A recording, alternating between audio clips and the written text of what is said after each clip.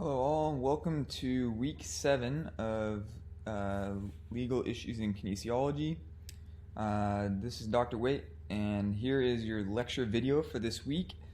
So you can see the overview video is posted, and basically I discuss our topic on property law, and I also discuss you have a quiz this week, and then the case studies part 2 assignment. So make sure you watch that for details on those two. For the lecture, we are going to be going in, looking at Chapter 9. So I'm going to pull up the PowerPoint. Chapter 9 is on intellectual property law. There's a lot of different topics that are covered in this chapter regarding property law because there's a lot of legal or legality issues regarding property and what property is defined by. But this particularly looks at property law applying to sport and our sports industry. It's kind of interesting. So I've as always, I've left certain slides open, I guess you could say. The other ones are closed on your. I mean, you can read all the slides, but I'm going to just go over a couple of the ones that I've highlighted. The first thing that when we're talking about property is trademarking. So what makes it your property? And you can trademark things that are distinguished to a service that you provide or are owned by an organization. For example, one of the most common ones in athletics, everybody knows the Nike swoosh, right? The little check mark looking design. That is unique to Nike. Now, some companies have tried to knock that off. Another popular one that often gets stolen is the Adidas 3 stripes.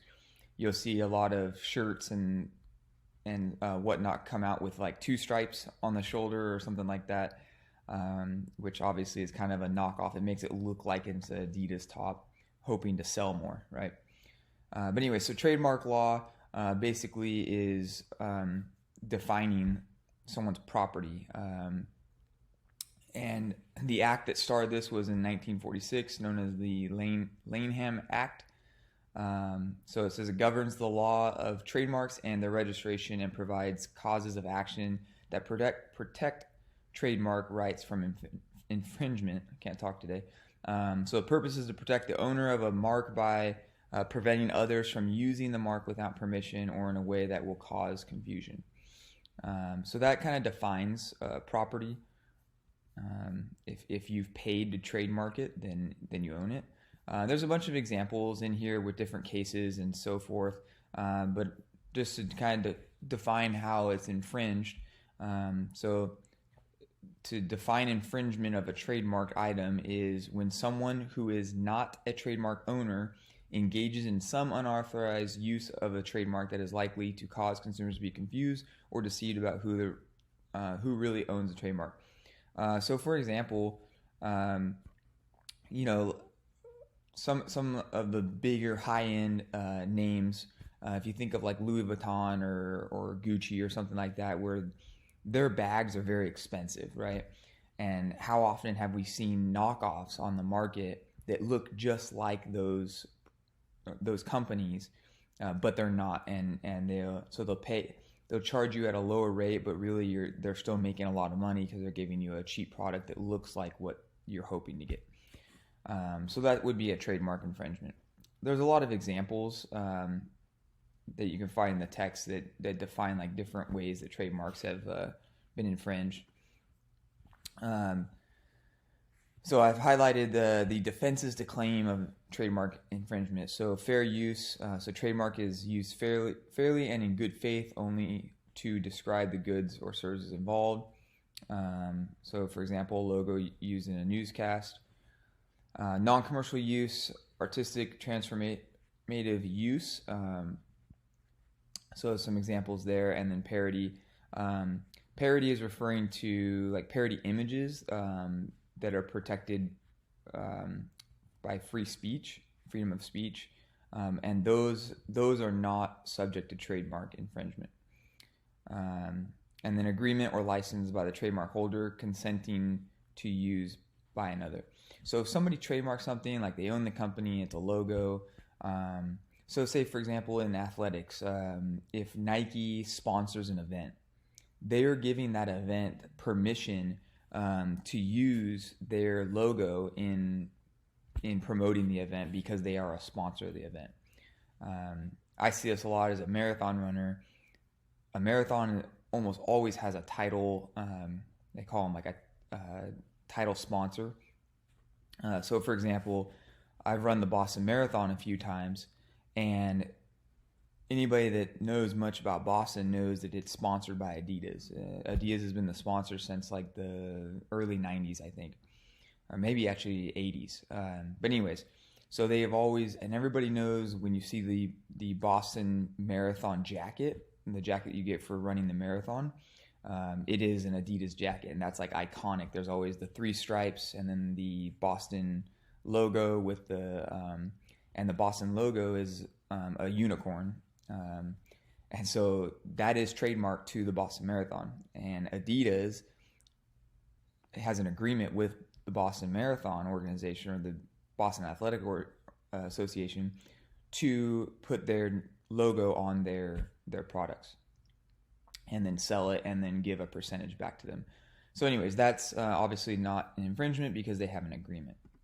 The interesting thing, probably the strongest trademark in the sports industry is actually the term Olympic.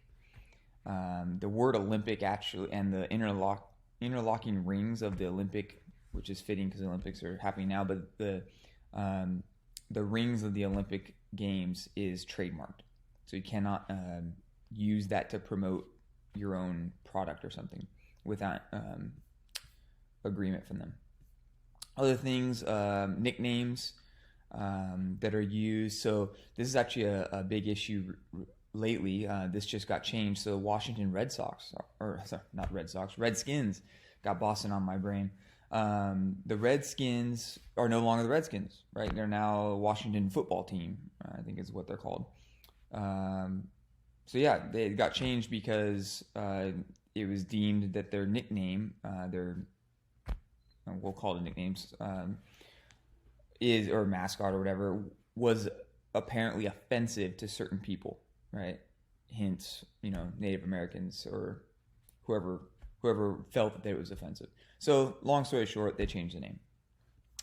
So trademark can be denied if it is immoral, deceptive, scandalous, or disparaging.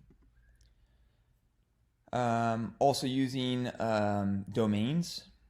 So cyber squatting, so internet domains are trademark. Copyright laws. Copywriting is also another.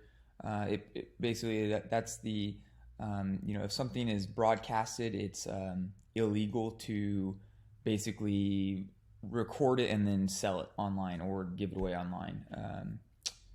So you'll see that copyright infringement pop up usually when you're watching like a professional sporting event. I know I see it all the time with NFL games. They always say this is subject to copyright laws. So if you ever pay attention to the games online, or on TV, you'll hear that. And then of course that talks about infringement on there, so you can read through that. Right of publicity. So it's kind of interesting. This is protecting people's identities, and this is actually fascinating because when you start thinking about an athlete or a celebrity's identity, that is their right to market themselves using their name. So if you pretend to be someone to sell a product, you could get sued by that person if they found out that you were basically using their name to be successful. And then the last thing that I want to touch on, is ambush marketing, but the last thing basically is patent laws. Patents are really important because they help to document a product.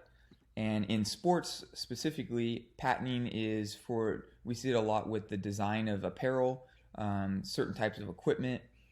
So on here it says like equipment used to play for different sports. So balls, bats, gloves, clubs, those are patents So, for example, I'll think of running again. Um, Carbon-plated shoes. That's a big deal. Now, Nike tried to patent their design for the carbon-plated shoe in the last Olympics, the Rio 2016 Olympics, gave it to their athletes, and they showed up and outperformed basically any other athlete who wasn't sponsored by Nike because they had this huge advantage. Now all runners, well, basically all runners use carbon-plated shoes now for performing. So it's kind of even the playing field.